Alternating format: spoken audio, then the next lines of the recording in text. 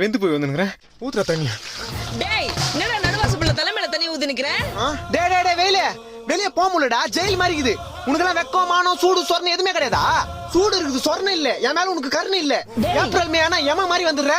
உன்னால மண்டை காயுது, மூஞ்சி தீயுது, அங்கங்க கருப்பாய் உடம்பு ஃபுல்லா நெருப்பு மாதிரி எரிஞ்சு வெறுப்பாகுது. உமே நீ மட்டும் கொஞ்சம் கிட்ட வந்தா தண்ணி ஊத்தி அனுப்பிச்சிருண்டா.